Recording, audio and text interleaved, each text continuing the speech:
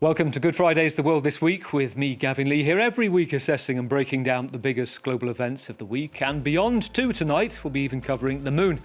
As ever, I'm joined by four distinguished correspondents who will help provide a better understanding of the last 7 days, all distilled into 45 minutes. And we're now at number 13 in the Millions podcast, top 100 world's best current affairs podcasts. So thank you for watching and for listening tonight. In a week where President Trump addressed the nation for the first time since the Iran war started 5 weeks ago, the anticipation that it might signal the conflict's end or announce a ground offences or separation from NATO didn't come. Instead, his 18-minute speech repeated much of what we've seen in his rapid-fire social media posts, a mix of "we're almost done and we'll be hitting them even harder in the next 2 or 3 weeks," quote, bringing them back to the Stone Ages. Essentially, he said, if Tehran doesn't agree to a deal soon, he will strike every electric plant in the country. And on the Strait of Hormuz, a potential Achilles heel for the administration, he had a message for allies. Just take it. Build up some delayed courage. Should have done it before, should have done it with us, as we asked. Go to the Strait and just take it, protect it, use it for yourselves. Iran has been essentially decimated. The hard part is done, so it should be easy.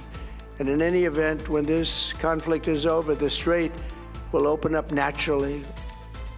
It's been a week that's seen Iran's president address the US people in an open letter attempting to appeal to ordinary Americans, claiming that President Trump is full of manufactured narratives, contradicting his America First policy and alleging he's acting under Israeli influence. The regime's foreign minister, Abbas Araghchi, appeared relaxed as he claimed Iran was prepared for a continuation of the war for 6 more months. Then came reports on Friday of a US F-15 fighter jet shot down in Iranian territory, state TV calling on Iranians to capture the downed crew. If you capture an enemy pilot or pilots and hand them over alive to the military and law enforcement forces, you will be given a suitable reward.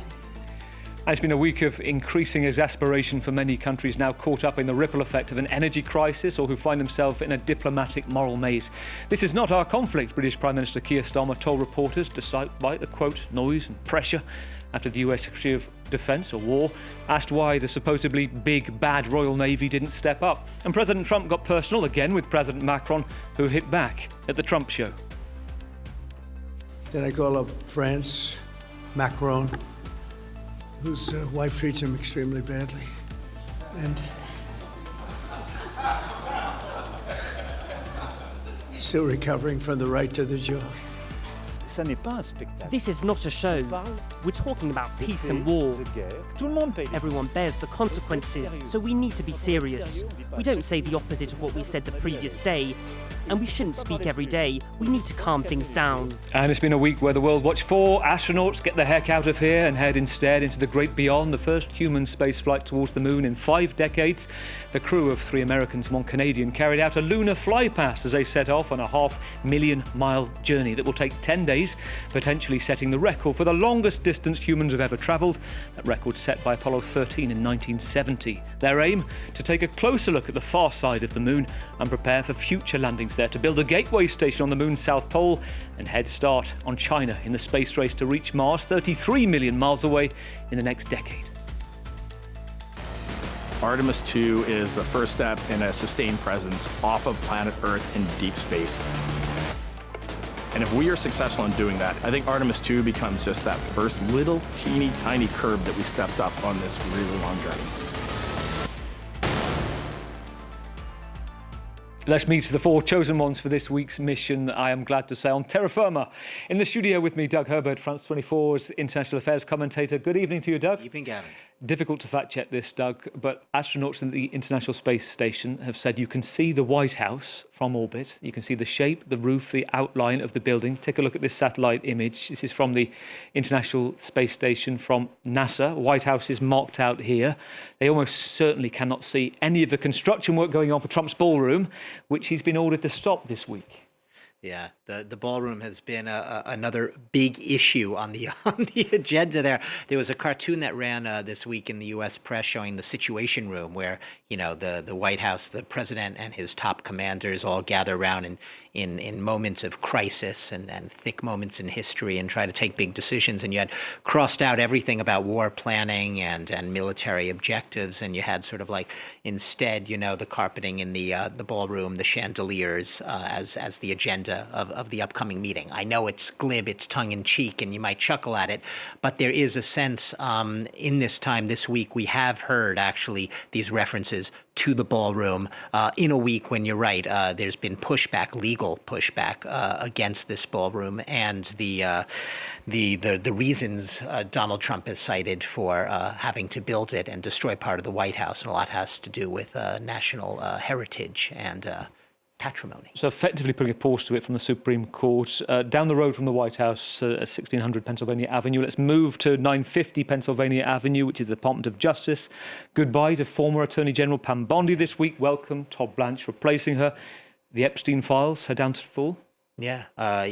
Donald Trump had been, reportedly growing more and more increasingly frustrated with her inability to, as he saw it, to play the role on TV, to communicate on his behalf, to basically go to bat for him, to protect him. The irony with Pam Bondi is, she spent the last day, she was actually accompanied him to the Supreme Court to see the birthright, arguments, Donald Trump making that historic appearance for a president at the Supreme Court. And she was with him at his side. And the reports have it that, up until perhaps, the very last hours, she believed that she, was making a good case for her job, and perhaps that the writing wasn't on the wall for her and that she might still be spared her job. But, Donald Trump thought otherwise. She just became, like Kristi Noem, too big a liability. And there may be other writing on the wall for some other members of this administration.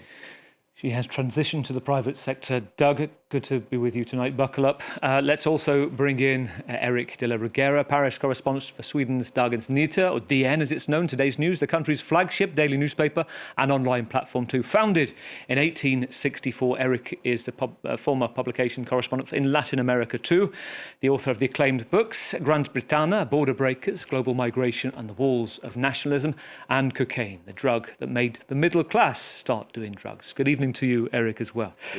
I'd like to start about one of your pieces I've seen recently and read. This is about Save Your Darlings, it's entitled. And if I'm right in saying, basically this is a quote that goes back to Arthur Quillen Couch, 1916, advocating the killing or murdering of your darlings. So basically a person, a scene, a quote, a formulation or personality that basically doesn't fit the story or there's a space limit.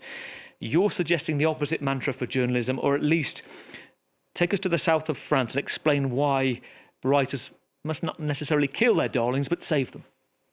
Well, when you're out doing reports, you obviously meet a lot of people that can't be quoted. You can't quote everyone, and you meet a lot of interesting people when you're out doing, reportage. And so I met this 83-year-old lady, Pascal, that is she says she's influencer focused on Monaco, because I was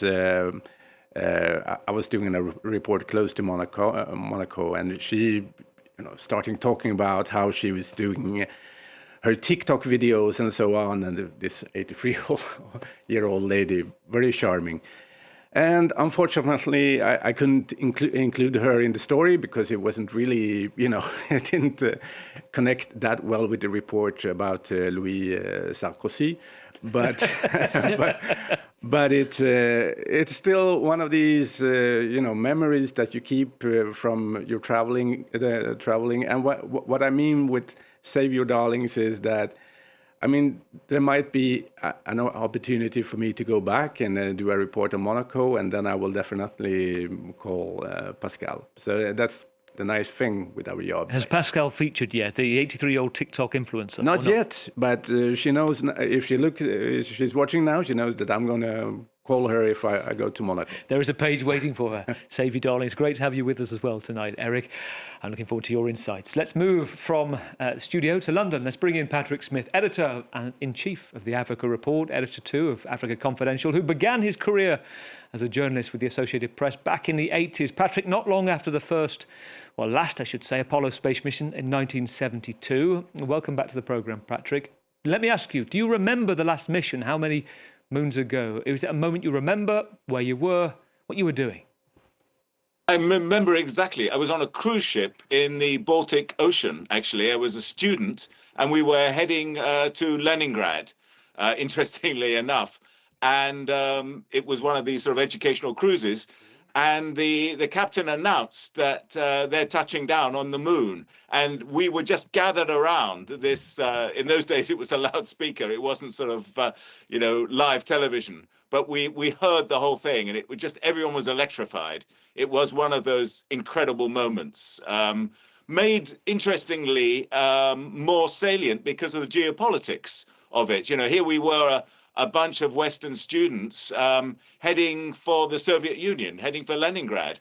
And then there was this great sort of flurry of pride in what had been achieved with this moon landing. And of course, it was very similar to the sort of pride that was achieved when Yuri Gagarin became the world's first cosmonaut. So I think it was a moment that will stick in our minds. And of course, then the contrast between this immense scientific technological achievement with the political reality in the United States at the time. And we were still in the throes of the Vietnam War, and not yet to get into Watergate, but that was coming afterwards. So I think it pointed out the sort of the great scientific and technological achievements of a nation, but also the political frailties and military missteps. So in a way, I think we're in a very parallel situation today. Well, you tease it nicely into what we will talk about with the space race to come. Patrick, let me ask you one more thing, which is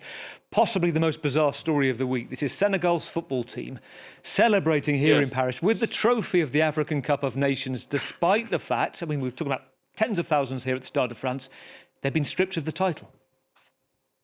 Yes. Well, it's going to run this one, because they're appealing to the international sports body in Switzerland and they've hired, interestingly, they have hired a French communications company to get their point across, whereas the Moroccan side have hired some very high-powered lawyers, and I would have thought that was a better thing to do for the Senegalese. But it's an amazing story. It's generated huge interest across Africa about the sports, and I have to say I think it's a great shame, because this particular tournament was one of the best ever. Morocco had invested huge amounts of money in its stadia and the logistics around them, because it's hosting the World Cup with Spain and Portugal in 4 years' time. So it's just really quite a tragic and now a farcical denouement to the tournament. And I feel that Senegal certainly is not ready to give this cup up. And it's raised the issue of, can these tournaments be decided by sort of legal committees? And it seems pretty bizarre. I think most people, a lot of sports fans are just saying, look, if decisions were made on the day, we stick to those decisions were made on the day with the pitch. They can be right or wrong, but those are the decisions we go to. We don't wait 2 months to argue it out in the courts. And in the meantime, Senegal fans have chosen their own winner. Fantastic to have you with us, as always, Patrick. Let's complete the lineup. Let's go to a great friend of the programme, Borzou Daragahi, 3-time Pulitzer Prize nominated, independent international correspondent, author of the Substack Badlands as well. Borzou, do you remember the Apollo 17 mission of 1972? Do you have launch fever this time round? Are you kidding me? You think I'm that old? I was like two years old. I was barely a toddler. And listen, Borzou, Doug here has a photo of him at 1 year old in front of the TV with his parents watching it. Is there any photo evidence of you? No. Yeah, I don't remember anything about the Apollo mission, but I'm fascinated by science and space travel, and I've followed, and I'm really, I was excited about this Artemis mission. Borzou, always good to hear your analysis. Let's begin. It was just after midnight on Wednesday in New York when reports came from Reuters and the Associated Press that Bahrain had drafted a United Nations resolution that, if agreed, would legally authorise all members of the UN to take military action to force the opening of the Strait of Hormuz. The US and the Gulf states, to differing degrees, were the main drivers of this resolution. The UAE, which has very few trading alternatives but to use the strait, was also said to be volunteering its naval force in a coalition to protect shipping from Iranian attacks. By Friday, the resolution had been watered down. Iran's strategic ally, Russia, and its largest trading partner, China, objected to the wording "any means necessary" that could allow preemptive military action. And France had concerns over proportionality under international law and avoiding another escalation. This was the view from President Macron on a state visit this week to South Korea. There are people who argue for forcibly clearing the Strait of Hormuz through a military operation, a stance that has at times been expressed by the United States of America. I say at times because it has shifted. That has never been the option we have chosen, and we consider it unrealistic. So that UN decision at the Security Council now goes ahead this weekend on defensive actions, the redrafted version. If you're watching this live, you won't know. If you're watching this later on podcast, you'll be ahead of me on this one. By early Friday afternoon, the first reports also emerged from inside Iran, a US warplane being shot down, the crew, the search on for the pilot or crew on state TV, a bounty offered if they're captured alive. Reuters, the New York Times, Axios, all quoting a US official confirming this was the case. Doug, first, what's your reading of the situation and, if true, what it means for the conflict? Well, first of all, it's an ongoing search and rescue operation, right? One has been reportedly rescued. The fate of the second, this is if it's an F-15E, as the photos suggest, it's a two-member crew. So one of these members, unknown. Did he eject? Did he go down? And there's a scramble on right now, right? Let's be honest. There is a two-pronged search and rescue, but very different types of searches and rescues. One is the U.S. with their Apaches, their drones, their helicopters flying around at low altitude, presumably very ripe, vulnerable targets in over hostile territory, trying to presumably find this missing crew member, locate him before, as Iranian state TV has been urging Iranians to find members of that crew, whoever may be out there, if anyone.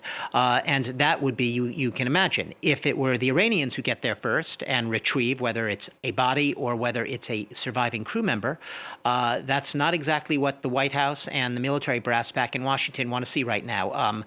The spectacle of captured American U.S. military personnel being paraded, perhaps, on Iranian state-controlled, state-affiliated television, it would be a double whammy in the sense, Gavin, that already public opinion for this war is at record lows for almost any war that U.S. has waged in recent and not so recent decades.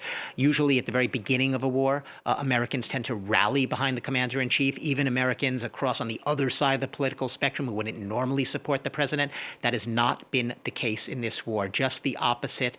There has been, although obviously much tighter Republican support at home, the polls are showing sort of a coalescence of a lot of people across the political spectrum having a very bad feeling about this war and what they see as the lack of explanation for this war. So, Pete Hegseth, Defense Secretary Wright, said just a few days ago, he basically said that Iran's air defenses had been so devastatingly degraded, as he put it, that the U.S. is going to start sending lumbering B-2 bombers across the skies, a show presumably that the U.S. has complete dominance of the skies. Well, apparently not. The F-15Es, they're small, they're light, they're agile planes. They're not the easiest things to hit. If, in fact, an F-15 was hit and downed over Iran, it shows that the Iranians may have a diminished weapons supply. They may be a little down. They're certainly not out, and they're still able to retaliate, possibly with lethal effect.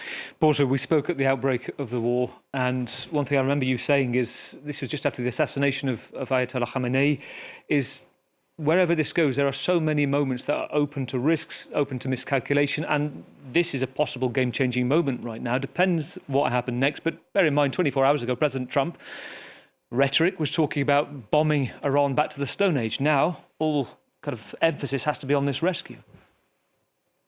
Well, I just want to caution again and again and again that nothing that the U.S.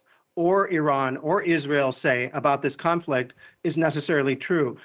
Everyone is a liar when it's a time of war. And I think that the American administration at this point has proven especially untruthful. What I can say about this incident is it does appear from the evidence that I have seen that, in fact, this plane was shot down based on the video that has emerged. And I can also say that where it was shot down, where this missing pilot might be, is one of the most rough, desolate, dangerous parts of Iran, a kind of my newsletter is called Badlands. This is the real Badlands, just completely desolate, high mountains, high desert, full of wild animals, deadly animals, snakes, nomadic tribes with guns, very lawless part of southwest Iran. This is why they probably had to offer a reward for the capture of this particular pilot or co-pilot, because the people who are living in that area are generally outside of the law. And living according to their own kind of traditions and tribal structures. They're nomadic Kurds and nomadic lore, ethnic lore. So this is a very, very precarious, very high risk, high tension situation. Patrick, very pretentious, very high risk. As Bozu said, the AP right now, as we're on air, saying one crew member has been rescued of two crew members after the aircraft was shot down, according to one US and one Israeli official, speaking on the condition of anonymity. I also heard, I was listening to Mikey Kay, a former British assault aircraft pilot and security analyst who was on this programme not too long ago. He was talking about how there's a survival kit for all pilots, that they'll be given a beacon, and within that beacon you can communicate with the US, and rescuers can actually pinpoint your location. They'll also be armed with a small pistol as well. What's your reading of the situation, Patrick, right now, and how open it is to risk? Well, as Bozu said, I mean, it's hugely difficult. I mean, I think some of the reporting of this war has really underestimated the size and the terrain of Iran. We all know 93 million people and so on, but the actual terrain that this war is being fought over and what is really happening on the ground has been obscured in the fog or tissue of lies that have come out about this war. I think one of the nightmares the Pentagon must be contemplating is if the local people come across the navigator, I think it is, that is at large at the moment. What's going to happen, and will this sort of lead to a hostage situation? And I mean that's got an awful historical resonance, because I mean, the reason why we've had 47 years of Iranian-US animosity was because of the original hostage situation that started off the Islamic Republic after the revolution, when the Shah of Iran was welcomed to the US in a blunder by then President Carter. So I think they'd be very, very worried about this possibility. Of course, there's a humanitarian issue of saving the guy's life, but also if they don't get him first before the Iranian authorities get him, the chance of this becoming a sort of a hostage situation, and also flying in the face of Trump's continued assertions that Iran has been obliterated and he's about to bomb the country back to the Stone Age. Well, speaking of that rhetoric, as we wait to see the outcome of the other crewman to be found, Eric, I also minded of rhetoric versus reality with President Trump talking about the Strait of Hormuz, saying just take it. And there are two things going on. One, we have this UN Security Council meeting this weekend, whether they agree that there should be some military force to, quote, defend, not preemptive strikes, but basically an escort service by the military, which has its critics. But also you have the sense of some vessels getting through, including this week a French vessel. Yes, there is obviously contacts going on. A lot of diplomatic channels being opened quietly in order to help different countries to get the different vessels through. I mean, we have now obviously Pakistan is very dependent, for example, and the fact that they are taking a very leading role in the mediation effort is partly because they are so dependent on the oil and gas coming out, and they have also been able to get some of the ships out, right? So, and then obviously Pakistan also has very good diplomatic channels, both with Iran and the US. And China. So I think Pakistan is pretty well positioned there. President Trump calling the chief of the military in Pakistan one of the best generals. So they know how to get President Trump on side. So which Bozu and then you, Patrick, I'd be interested in both of your analysis, because you have this very strange triangle of mediators right now. Turkey, Egypt and Pakistan. I think it's the first time the three have worked together on crisis mediation. Bozu, tell me how you view it and read it from a Turkish perspective.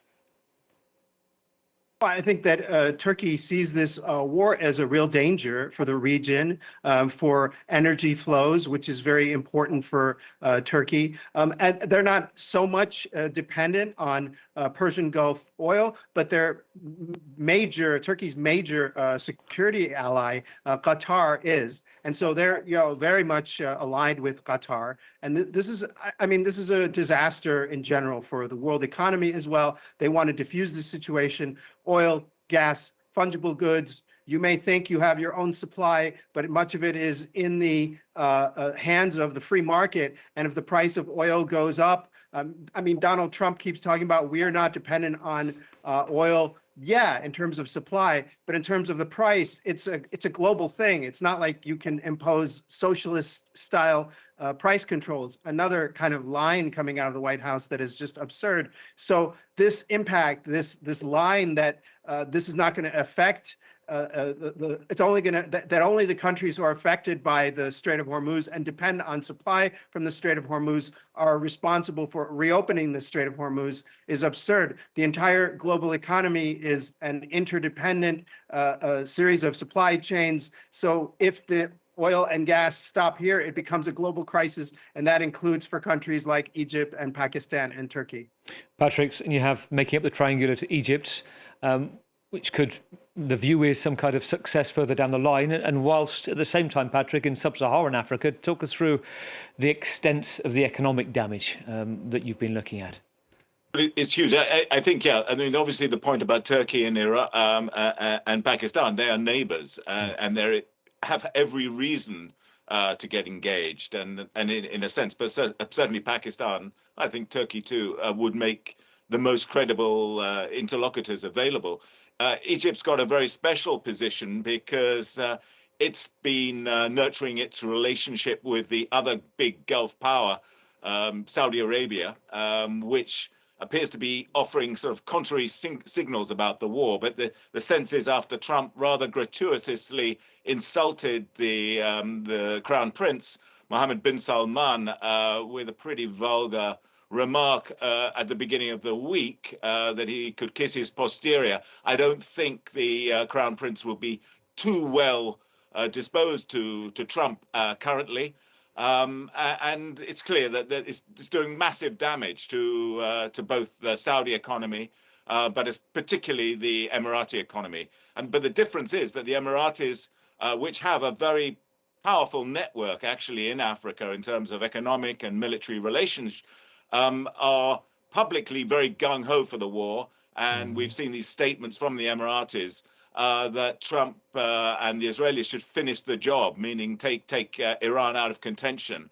That clearly isn't happening, and it's highly questionable whether it's even possible it's an interesting to point. make that happen. Particularly when it comes to the relations with Saudi Arabia. I wanted to get your thoughts in just a moment on going to Sub-Saharan Africa, Kenya, Nigeria as well in the west, and South Africa.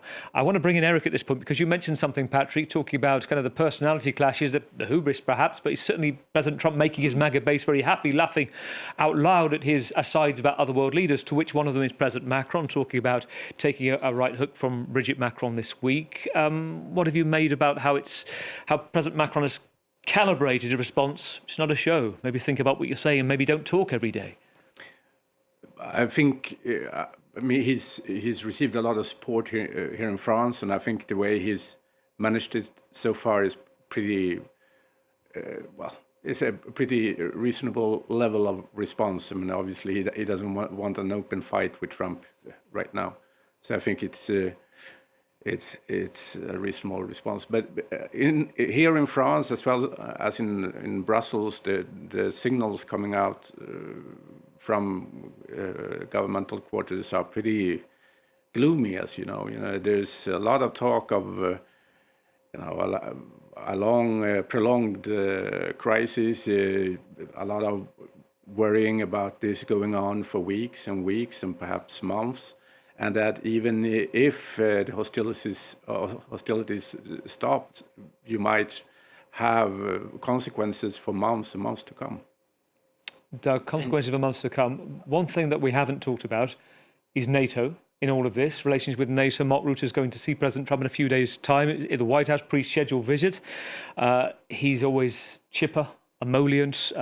He's called the Trump Whisperer. Called the Trump Whisperer. Yeah. Rumours are building that Trump might be talking about looking for an exit. He's called NATO paper tiger cowards. Do you think Mark Rutte would still call him daddy? Look, Mark Rutte will probably continue with the same posture, which is very deferential to Trump, trying to believe that with this transactional president, you need to defer to him in order to get anything done. So you could, agree with his approach or not. But, look, as for Donald Trump, quote, strongly considering pulling the U.S. out of NATO, it's more than, strategically what's actually going to happen down the road. Will the U.S. leave NATO? Probably not in the short term. But it's more a reflection of Donald Trump's inner frustration. And not just inner frustration, you're seeing it more and more. He's wearing it on his sleeve. You can see that this is a president who, even though he is perhaps almost congenitally unable to admit if he makes a mistake, or even not a mistake, even just a misjudgment or a miscalculation, he can't admit it. And therefore, he has to, almost by his very nature, he's wired to have to pass the blame to someone else. The onus of the burden of the blame, pass the buck down the road. So he's lashing out at NATO. Why? Because NATO refused to basically come to his rescue and force the strait to be opened again. Remember, Donald Trump's war of choice is the reason the strait was closed. So if Donald Trump were to get the strait reopened again, it would basically be back to where we started before the war in the first place. So if anything right now, I think his NATO rhetoric is a reflection of his own frustration, his own right now growing, what I would say is not disinterest, but he's losing patience with this war, short attention span. He wants to go on to the next shiny new object. This war has already gone on too long for him. He's sick of it. He's sick of the fact that he's losing in the polls. He's sick of the fact his approval rating is now below 40%. He wants to wash his hands of that war, but he has to do so without looking like he in any way lost. He has to do so in a way that he can not only save face, but make it look like at least that it was a victory. He will declare victory. He will pass the buck. And if that means lashing out at NATO in the process, he will do so. And if he's looking at friends and how to influence people, forget the art of the deal for a moment, Patrick, it's worth taking us to Sub-Saharan Africa, where you've been looking in terms of, we talk about how countries are affected, whether it's blackouts, rationing of fuel, or just fuel prices increasing. Where have you been looking at? Where strikes you in particular? Well, it's very different across the continent. You've obviously got 54 states. So the oil producers, the big oil producers like Nigeria, Angola, and Gabon, they are able to bring in some sort of windfall with price of Brent like over 110 a barrel. But both those countries, the two biggest producers, Angola and Nigeria, are constrained by their own production difficulties. So compared to, say, the Gulf War in the 70s, when Nigeria got production up to 2.4 million barrels a day, it's still sort of teetering underneath its OPEC quota, which is around 1.5 million barrels a day. So there's a conditional advantage for them, but it could be much bigger if they were able to whack up the production. The other big advantage goes to those people operating fertilizer plants, like Aliko Dangote, Africa's richest man. He's got a 650,000 barrel oil refinery. Wow. Attached to that is a fertilizer project. So he's exporting a lot of fertilizer at the moment. As are the Moroccans and the state-owned fertilizer project there, which is one of the biggest suppliers in the continent and in much of Europe, in fact. So they're the net winners, but they are far outweighed by the net losers. All the sort of 40 or so oil importing countries in Africa are paying far more, and that price rise. At Bozuzed, I mean, that price rise comes into the market immediately, even for contracts that have already been settled a while back. The traded price has really gone up in many African countries, and that's affected the retail price. So you've got, I think the IMF was saying, if this continues, you're going to get a 2% hit to national GDPs, which is, of course, huge. So there are real warnings about that. And then the other thing, for example, the fertilizer that was coming out through the Great Gates of Strait of Hormuz, that's been delayed, and that's going to disrupt the current planting season. So you're going to get we'll get the a lot hit of next delayed year, essentially, harvest, won't we? a lot of delayed Yeah. planting. So food prices are going to go up too. So we're seeing this in staggered formation. Patrick, let's take us from Sub-Saharan Africa. Let's move to Berlin. At 3 o'clock in the afternoon on Tuesday, the Syrian Islamist rebel commander turned president was given a personal guided tour of the Chancellery by Germany's leader Friedrich Merz. Let's take a listen. Das ist unser Parlamentsgebäude. Das ist der alte Reichstag. This is the historic parliamentary building, says the Chancellor, the old Reichstag. The two men were discussing Syria's path ahead and rebuilding the nation after war in front of the one that symbolises the political reconstruction of Germany, which had been devastated by Allied bombing in World War II and rebuilt to house Germany's democratic parliament.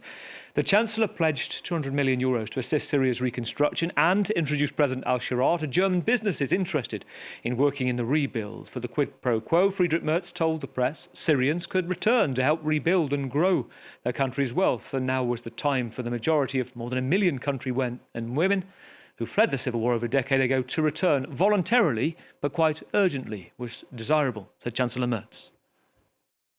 Over the longer term, within the next 3 years, as President Shara has requested, around 80% of Syrians currently residing in Germany should return to their home country. President al-Shara had framed it as, quote, circular migration model to rebuild Syria while not permanently abandoning ties to Germany. An 80% remigration figure suggested. A day later, Mr al-Shara, speaking at an event in England, said he didn't request that. In fact,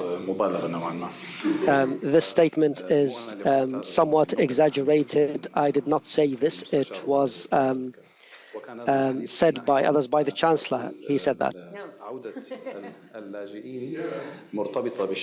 The return of the refugees is directly linked to the reconstruction of Syria. Bozu Merz and al-Shara, a comedy double act in the making. You said 80%, no, you said 80%. Is it wishful thinking, Bozu, by the German Chancellor, or could this be a moment for Syria to reverse the so-called brain drain? I think it is somewhat wishful thinking. People move. They've lived there now for more than a dozen years, some of them, the people in the Syrians in Germany. And, you know, their kids have gone to school. They speak German. Some of their children don't speak great Arabic at this point. So it's very hard for those people to move back. I think I'm intrigued by the idea of this notion of people kind of rotating back and forth, going back to help build Syria and then returning to their families in Germany. But that's a very small percentage of the Syrian diaspora in Germany right now. I think more than anything, Merz, who's proven to be a rather, I'm sorry, just a weak politician, he's trying to fend off anti-immigration sentiment that could torpedo his center-right government. And he's trying to score some points with the bigots, thinking he's going to fend off the Alternative für Deutschland, the AfD, the far-right party, and he will fail as he's failed with so many different things. He's been such a disappointment. Eric, a brief thought from you. You've covered global migration, the rhetoric versus the reality here, the idea of so many Syrians returning within 3 years. Well, I agree. I think it's quite unrealistic. Anyone that knows anything about migration understands that if you lived for 10 years in a country, you have a job, you have learned the language, you have children that goes to school and might have German as their first language. It's a pretty big step to move back to a country as Syria. That doesn't mean that many Syrians doesn't want to travel back to Syria. I think there's one important thing that could be done is to make it easier for Syrians to start traveling back to meet their relatives and their friends in order to just see how the country is progressing, if it is progressing, or if they still have their property and so on, without losing their refugee status. So this picks up on this circular migration flow. Let's take us from beyond Berlin. To quote Douglas Adams on space, you won't believe how vastly, hugely, mind-bogglingly big it is. You may think it's a long way down the road to the chemists, but that's just peanuts to space. It has been 47 years since The Hitchhiker's Guide to the Galaxy was released, 54 years since humans were last sent to the moon. This is a stepping stone mission with astronauts Victor Glover, Christina Koch, Jeremy Hansen and Reed Wiseman, an Artemis 2 mission travelling 250,000 miles for a lunar flyby, testing the Orion spacecraft in deep space, the first in the revived moon missions. Next year, the US wants to land on the moon and wants to at least one crew surfacing on the moon for a mission there every year to establish a permanent moon base and to set sight on Mars. No coincidence, China, Russia also racing to plant a flag at the south pole of the moon, its prize, the ice glaciers, water for rocket fuel, life support. Since takeoff, I've learned what a translunar injection burn is. As the crew fired the main engine, accelerating away from the Earth's orbit and trajectory towards the moon at roughly 24,000 miles an hour. So far, the team has also fixed a broken toilet, taken a nap, and taken a round of questions live from the capsule. There has been a tremendous amount of disbelief for me. It's just so extraordinary. I just kept saying to them yesterday, like, I really like it up here. I wish I could have got here sooner. It's just such a tremendous place to be. The views are extraordinary. It's really fun to be floating around, and it just makes me feel like a little kid. There is no difference between up and down, and so yes, I've been sleeping with my feet there and my head down here, and it's very comfortable. I think I'll probably stay there the whole mission unless someone kicks me out. So we're finding out how to make this space capsule a home. Patrick, as a NASA commentator said at the moment of launch, humanity's next great voyage begins. What do you make of this moment and where it's heading? Yeah, I nice to hear what Hansen said about representing the whole of humanity, and that's part of it. And it would be great, I think, to see a mission that brought Europe, China, India, Africa, and the US together in a joint mission. Maybe that would be the next stage. That would really represent all humanity.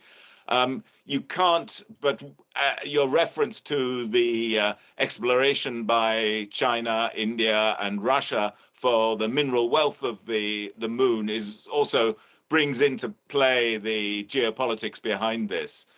We are going to see a new space race. I mean, that's certain. I was reading one financial analyst is predicting that the lunar economy will be worth $250 billion by 2050, if not before. By the time rival teams get their missions in gear, landing on the moon and beginning to look at the moon's resources. You've really got to hope that we treat the moon's environment and resources with a little bit more responsibility than we've treated the Earth so far. Eric, what's your take? Is it of interest, or all the shenanigans, the conflict on this planet keeping you preoccupied right now?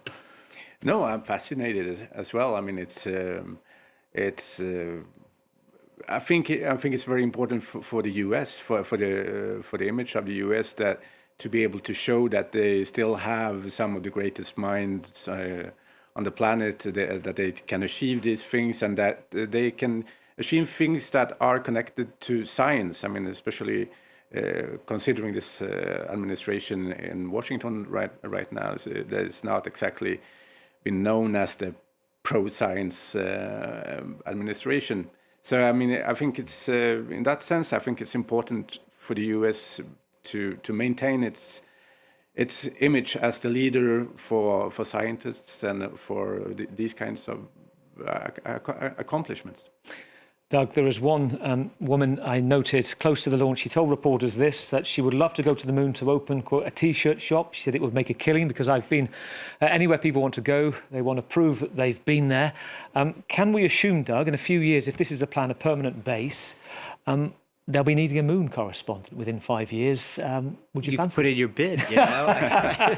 You wouldn't fancy it? The first, hey, look, I think I'm busy enough here on Earth right now. But look, Yeah, I mean, it's not only feasible. Yeah, of course it's feasible. There are a lot of people who will look at that and say it's pie in the sky because of the costs associated with it. There's always this sort of default when you talk about the ambition of space exploration and returning to the moon, and let alone mission to Mars, right? That has been the next on the horizon there. People tend to say, oh, we have so many problems on Earth, we can't begin to, even think about putting all the money, let's solve all the problems down here first. But yeah, I do think that you could walk and chew gum at the same time. And I do think that there absolutely is an inspiring, uplifting, literally uplifting, sort of sensation and feeling that you get from space exploration, space flight. And there is a reason, getting beyond the cynicism of, we have things to do here, to go back to space, to go back to set up its ambition at a time when right now it's very easy to get bogged down in the chaos, the turbulence of gravity and things pulling us down here on Earth and making everything droop. To have that little uplift really does help. So yeah, I do think it's feasible. It will happen. It's just a matter of ambition, a little bit of time. And Doug did say tonight that he might get us that picture of him at 1 year old in front of the TV. Didn't promise anything. It didn't happen. Thank you, Doug. That wraps up this week. Thank you to a fantastic panel. Another Friday of fascinating insights. Another turbulent week of global affairs, experience and commentary from the panel that AI cannot replicate. In the studio with me, Doug Herbert, France 24's international affairs commentator. Thank you, Doug. Eric de la Reguera, Paris correspondent for Sweden's Dagens Nyheter, or DN, today's news, and author of the books Cocaine and Border Breakers. Thank you, Eric. We also have from London, Patrick Smith, Editor-in-Chief of the Africa Report. Cheers, Patrick. And also to Borzu in Istanbul, Borzu Daragahi, three-time Pulitzer Prize-nominated independent international correspondent, author of the Substack Badlands. Thank you to Borzu. Now, this week, Van Gogh is being celebrated. It is 173 years since he was born. Staff at the Kyiv Expo Centre are making last-minute preparations for their opening of the Van Gogh immersive exhibition that's been touring the world and is ready to open in Ukraine in a few days' time. In the midst of war, with air raid sirens, power blackouts affecting the capital, the organisers talk of quiet defiance, saying culture must always persist. I'd like to leave you with this week with the work of the Crimean-born filmmaker Andrei Zakazanov, famous for making extraordinary animations of Van Gogh masterpieces. Here's his take on Cafe Terrace at night with music by Andrei Soroditinov. And fitting for this week, in the words of Van Gogh, quote, "I don't know anything with certainty, but seeing the stars makes me dream." We'll see you in 7 days for The World Next Week.